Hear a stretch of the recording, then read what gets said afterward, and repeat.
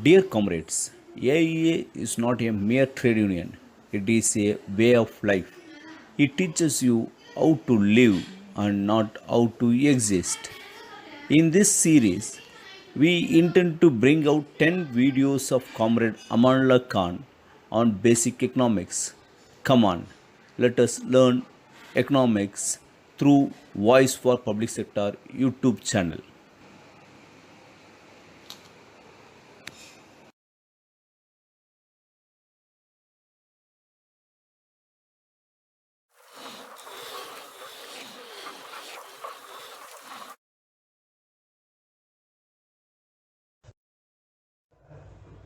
The Indian economy is in a deep crisis.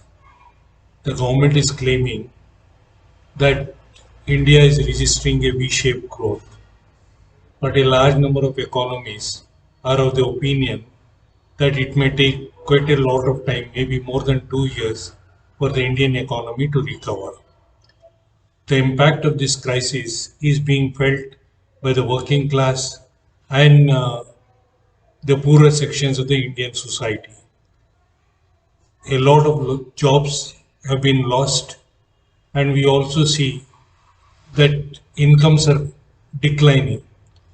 And what is happening is that because of these job losses and income losses, even the food consumption of the poorer section of the people has come down, and that is a very serious issue.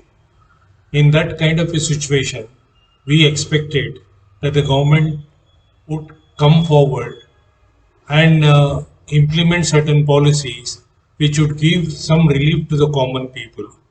But the government is unwilling to do so. On the other hand, the government has taken up certain policies which would transfer the wealth from the poor to the rich. And these are through privatization of the public assets, then the disinvestment, and what you call now as the asset monetization pipeline.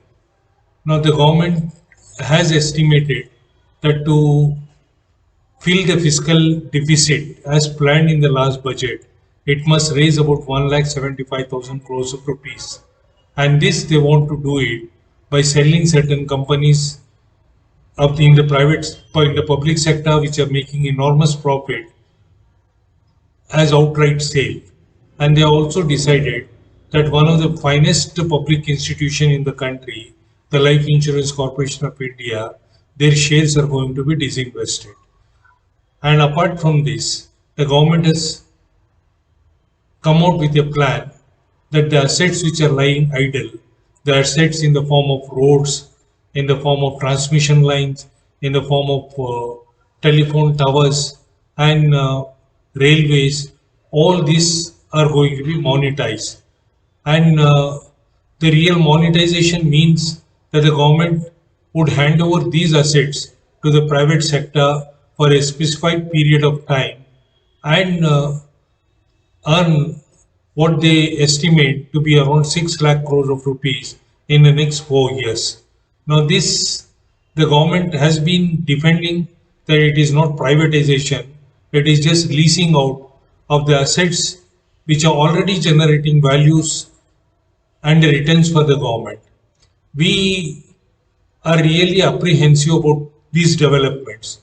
It is that the government is mortgaging the future to meet the needs of the present, the mortgaging the future of our Indian citizens, the mortgaging the silver of the family to meet the present requirements of the government. Now, if you monetize or give it on lease these assets like roads, ports, then railways, telephone lines, transmission lines, which automatically means that it is going to become more costly for the public. The public, it is the responsibility of the government to make the public services at affordable rates.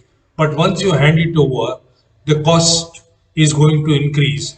The private sector does not come to bail out the economy, they come to make profits. And it is once you hand over these assets to the private sector, it automatically means that the cost on road transport, cost on railway travel, the cost on electricity, everything is going to increase, and it will further impact the poorer sections in the working population of the country.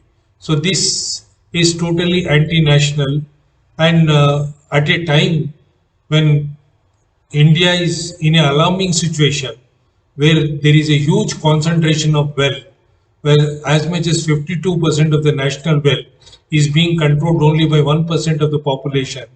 The government, through this method, is trying to transfer the wealth from the poor to the rich rather than redistributing the wealth from the rich to the poor. And this is the tragedy of the situation today.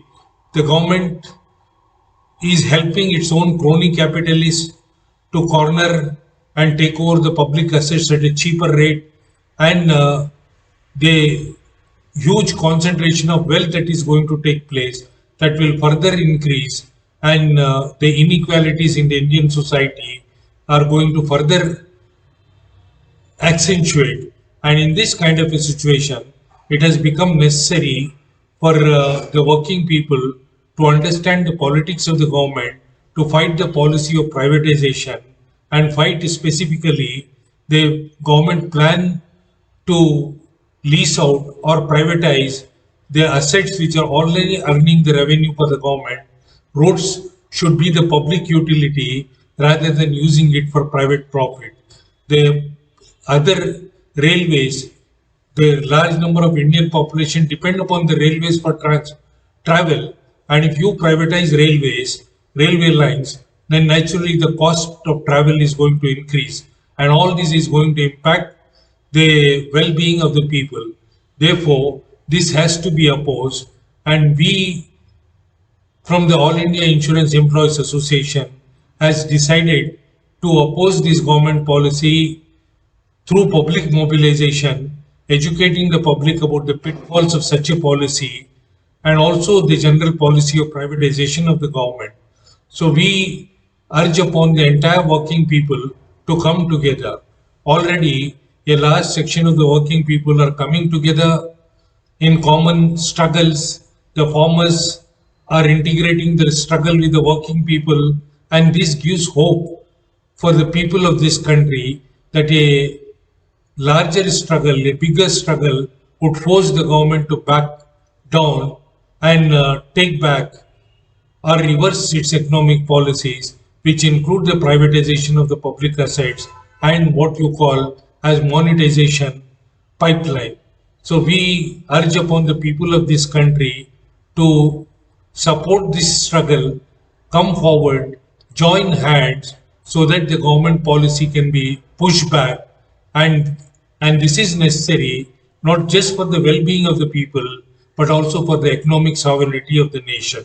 This is the appeal that we from the YouTube channel Voice for the Public Sector want to make to the general population of our country.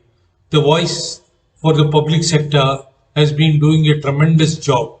It is creating awareness. It has become a tool for resistance. It has become a tool for the campaign against the government policies that adversely impact the largest sections of the Indian society. I would request you, I would appeal to you that if you are not already a subscriber to this YouTube channel, to please subscribe and become a part of the larger family to wage a resistance against the government policy that are anti-people and anti-national. Thank you.